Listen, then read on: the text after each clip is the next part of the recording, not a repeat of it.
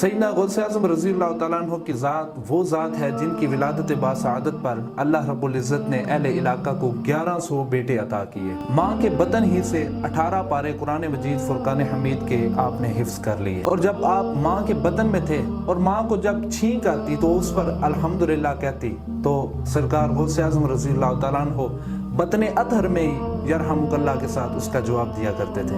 جب رمضان المبارک کا مہینہ آتا تو احتراماً ماں کا دودھ نہیں پیا کرتے تھے۔ یہ وہ ہستی پاک تھی کہ جو نبی رحمت صلی اللہ علیہ وسلم کی طرف سے تمام اولیاء کے سردار کہلائی گئی۔ اس کا ماجرا کچھ یوں ہے کہ سرکار دو عالم نور مجسم صلی اللہ علیہ وسلم جب معراج پر تشریف لے جانے لگے اور آپ کی جو سواری تھی براق، تو اس نے عرض کی یا رسول اللہ صلی اللہ علیہ وسلم مجھ پر 2 احسان فرما دیجئے۔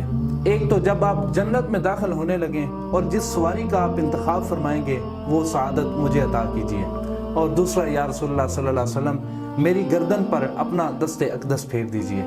تو اسی وقت سرکار غوث اعظم رضی اللہ تعالیٰ عنہ آپ کی روح بیدار ہوئی اور نبی رحمت صلی اللہ علیہ وسلم کی خدمت میں عرض کیا یا رسول اللہ صلی اللہ علیہ وسلم میری گردن پر اپنا قدم مبارک رکھیں۔ تو سرکار دو عالم نور مجسم صلی اللہ علیہ وسلم نے سرکار غوث اعظم رضی اللہ تعالیٰ عنہ کی گردن مبارک پر اپنا قدم مبارک رکھا اور فرمایا کہ عبد القادر تیری گردن پر میرا قدم ہے اور تمام اولیاء کرام کی گردن پر تیرا قدم ہوگا۔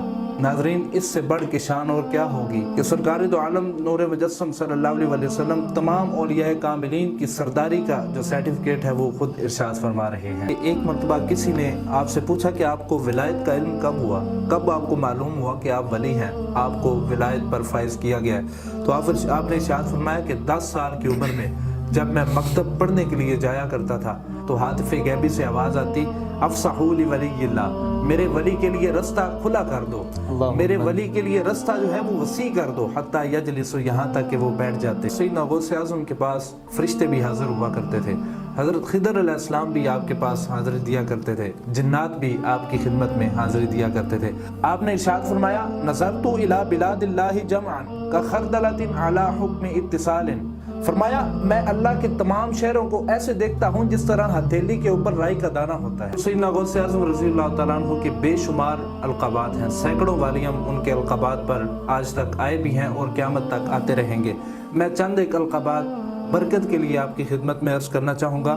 پیران پیر دستگیر، شیخ الشیوخ، سلطان الاولیاء، سردار اولیاء، قطب ربانی، محبوب سبحانی، قندیل لامکانی، امام الاولیاء، السید السند، شیخ الاسلام، زعیم العلماء، سلطان الاولیاء، قطب بغداد اور ابو صالح۔ ایک مرتبہ بغداد میں چاند کا مسئلہ بن گیا، علماء کے درمیان بحث ہو گئی کہ آج چاند ہے یا کل چاند ہے۔